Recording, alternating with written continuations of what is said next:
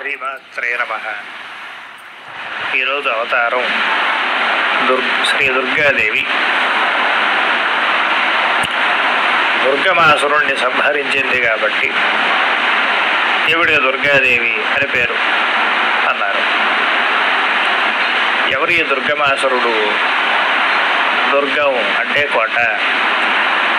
దుర్గమాసురుడు అసురుడు ఎందుకు అయినాడు అంటే ఆసురీ లక్షణాలు ఉన్నాయి కాబట్టి, పెంపొందించుకున్నాడు కాబట్టి అతను దుర్గమాసురుడు అయ్యాడు. అంటే దుర్గమమైన వాడును అసురుడును రెండు అయ్యాడు కాబట్టి అప్పుడు దుర్గమాసురుడు అని చెప్పి అన్నారు ఆయన్ని. ఈ దుర్గమాసురుడు యథాప్రకారం దేవతల మీదకి దండయాత్రలకి వెళ్ళటం, వాళ్ళందరినీ ఇబ్బంది పెట్టడం, ఇవన్నీ చేస్తూ ఉన్నప్పుడు వాళ్ళంతా కలిసి అందరూ కలిసి అమ్మవారిని ప్రార్థన చేశారు, మహాశక్తిని ప్రార్థించారు. ఆ మహాశక్తి యథబద్ధమైనటువంటి స్వరూపము స్వభావము లేనటువంటిది, అంటే సచ్చిదానంద పరబ్రహ్మ స్వరూపము. ఆ సచ్చిదానంద పరబ్రహ్మ స్వరూపం అనేటటువంటి ఆ స్వరూపానికి వీడు ప్రార్థన చేసి ఆ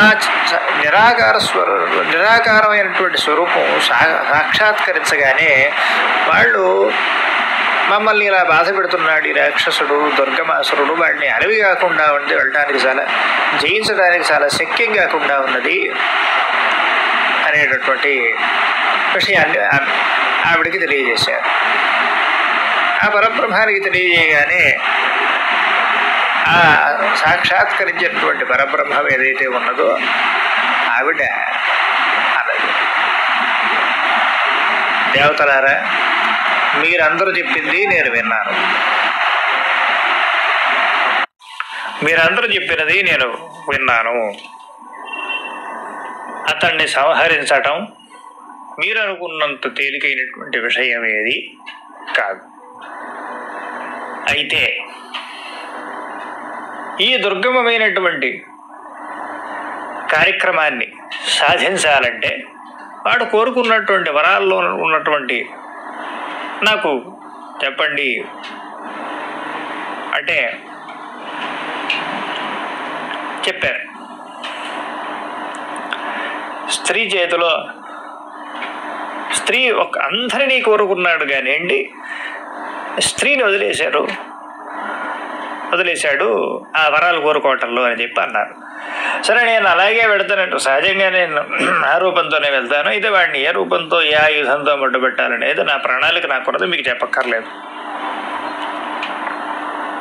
మీకు కావాల్సింది ఏమిటి? అభయం, అంతే కదా. వాడిని సంహరించడం అంత మటుకు నేను చెప్పాను. సరే నేను యుద్ధం చేస్తాను, మీరు వెళ్ళండి అన్నది ఆవిడ. వెళ్ళేటప్పటికల్లా యుద్ధానికి వచ్చారు. ఈవిడ అమ్మవారు యుద్ధం చేయడానికి ఉత్సాహంతో ఉన్నారు, ఉత్సుకతతో ఉన్నారు అనే వార్త ఈ దుర్గమాసురుడికి చేరింది. దుర్గమాసురుడికి చేరిన తర్వాత పెద్ద సైన్యంతో, భయంకరమైన సైన్యంతో, పెద్ద పెద్ద కోరలు దంష్ట్రలు ఉన్నటువంటి సైన్యంతో వాడు వెళ్ళాడు. వాడు వెళ్ళటం యుద్ధం చేశాడు.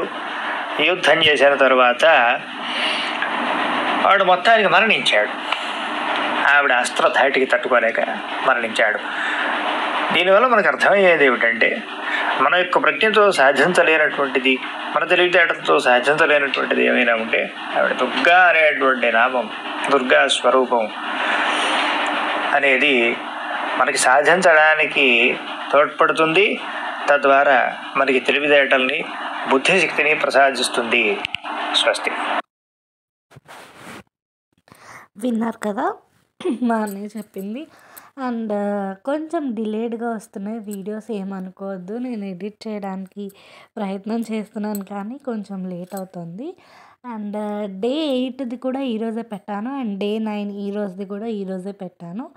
అండ్ అలానే అమ్మవారితో మా అనుభవాలు కూడా ఎపిసోడ్ 4 పెట్టాను. ప్లీజ్ లైక్ చేయండి, షేర్ చేయండి అండ్ సబ్స్క్రైబ్ చేయండి.